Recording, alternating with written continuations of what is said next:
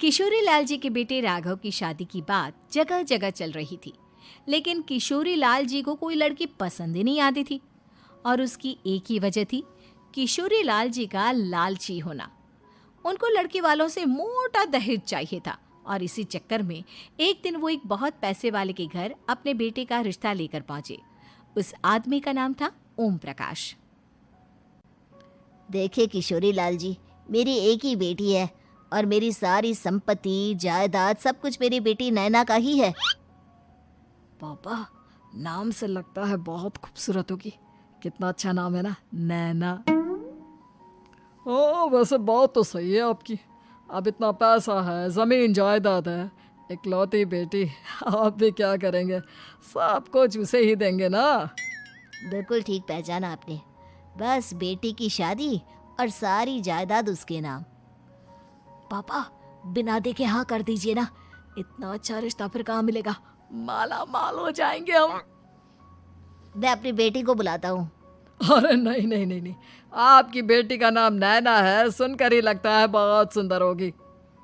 रहने दीजिए अंकल, मैं तो आपकी बेटी के नाम से ही इतना खुश हो गया हूँ कि उसे बिना देखे शादी करने को तैयार हूँ। अब तो मैं उसका चेहरा सीधे शादी के बाद ही देखूंगा। शादी कर लेता है। शादी के बाद अपनी सुहाग रात पर जब राघव नैना का घूंघट उठाकर देखता है तो नैना की आंखें बंद थी। कितने खूबसूरत हो तुम नैना, जरा अपनी आंखें खोलकर मेरी तरफ देखो तो सही। नहीं, मुझे शर्म आती है।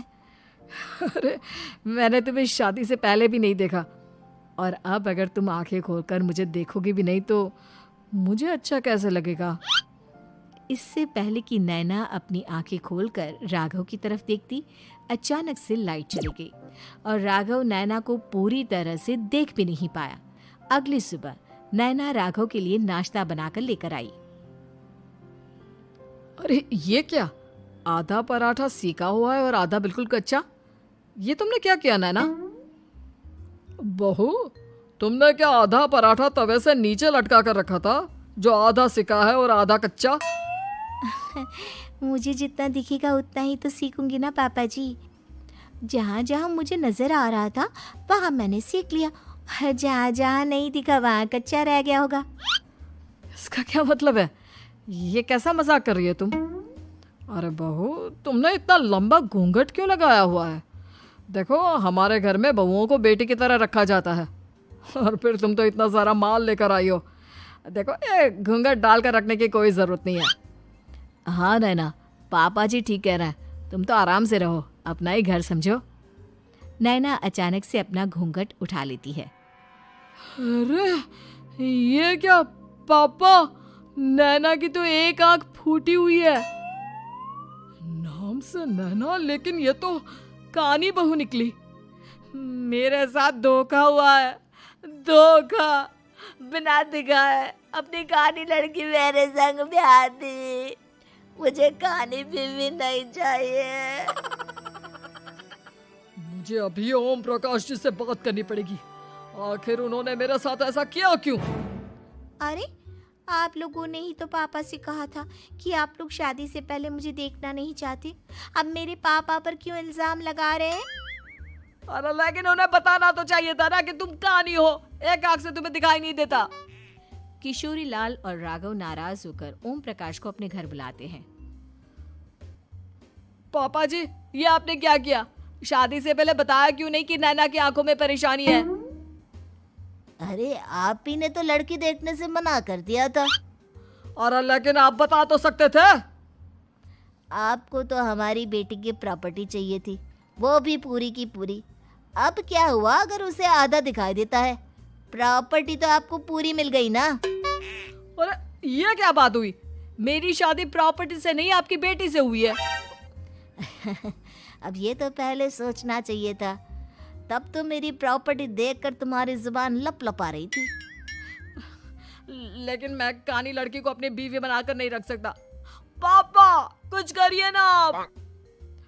हाँ, करता हूँ। देखिए ओम प्रकाश जी, आप हमारे साथ ऐसा नहीं कर सकते। और तुम देखो, अगर तुमने मेरी बेटी से शादी तोड़ी ना तो जो भी प्रॉपर्टी मैंने तुम्हें दी है वो तो पूरी की पूरी वापस ले ही लूँगा और आधी प्रॉपर्टी तुम्हारी भी लूँगा। अरे मेरी आधी प्रॉपर्टी भला क्यों लेंगे आप? इसलिए क्योंकि मेरी बेटी को आधा नज़र आता है और उसकी नज़र अभी तक तुम्हारी आधी जायदाद पर ही पड़ी है। अब तुम उसे घर से निकालोगे तो कुछ तो लेकर जाएगी ना। और अगर हम आपकी बेटी को अपने घर की बहू बनाकर रखे तो? तो तुम्हारी पूरी प्रॉपर्टी तुम्हारी ही रहेगी और जो मैंने तुम्हें दिया है ना उसमें से बस मैं आधा लेकर जाऊंगा। अरे लेकिन अब आप अपनी दी हुई प्रॉपर्टी में से आधी वापस क्यों लेकर जाएंगे? अगर मैं आपकी बेटी को अपनी पत्नी बनाकर रखने को तैयार हूं तो? इसलिए ताकि भविष्य में अगर तुम मेरी बेटी को धोखा दो तो उसके पास कुछ तो रहे जो पति का हो। वैसे मेरे पास तो बहुत कुछ है लेकिन अपने पति की कोई निशानी तो उसके पास होनी चाहिए ना। अब अगर तुमने मेरी बेटी को कहानी कहा तो तुम्हें प्रॉपर्टी भी कहानी ही मिलेगी, पूरी नहीं। जमाए राजा। किशोरी लाल और राघव समझ चुके थे कि वो बुरी तरह फंस चुके हैं और अब उनके पास वहां से निकलने का कोई चारा नहीं है। अब समझ में आया ना, लालच बुरी बला होती है। एक तो तुम्हें प्रॉपर्टी मिली, ऊपर से बीवी मिली, उसमें तुम्हें नखरे भी दिखाने हैं। आए बड़े, चुपचाप बैठो दोनों। कुछ दिनों के बाद नैना राघव की कार लेकर बाजार घूमने निकलती है और जब कार लेकर वापस आती है, ये क्या? एक तरफ से मेरी गाड़ी पूरी खराब हो चुकी है। लगता है तुमने मेरी गाड़ी को किसी दूसरी गाड़ी के साथ एक्सीडेंट किया है। अरे अरे कितना बड़ा नुकसान कर दिया तुमने बहू। वो क्या है ना पापा जी, मुझे एक आंख से दिखाई नहीं दे रहा था, सामने से गाड़ी आ रही थी। मुझे तो सिर्फ आधा ही दिखाई दिया और वो गाड़ी मेरी कार से रगड़ते हुए निकल गई। अब मैं क्या करूं बताओ? आप इसे ठीक कराने के पैसे कौन देगा? तुम्हारे पापा। तुमने मुझसे इस तरह से बात की? अभी रुको। नैना राघव की शिकायत ओम प्रकाश को कर देती है। देखो राघव, अब जो मेरी आधी प्रॉपर्टी तुम्हारे पास थी ना उसमें से आधी और मैं लेकर जाऊंगा क्योंकि तुमने मेरी बेटी को डांटा। अरे नहीं पापा जी, गलती हो गई, माफ कर दो। गलती की तो कोई गुंजाइश ही नहीं। अगली बार मेरी बेटी को डांटा तो बची हुई आधी में से आधी और ले जाऊंगा। लालच के चक्कर में हम दोनों ने बहुत बड़ी गलती कर दी बेटा। एक तो तुम्हें कानी बहू मिली और ऊपर से जो माल मिला वो भी काना।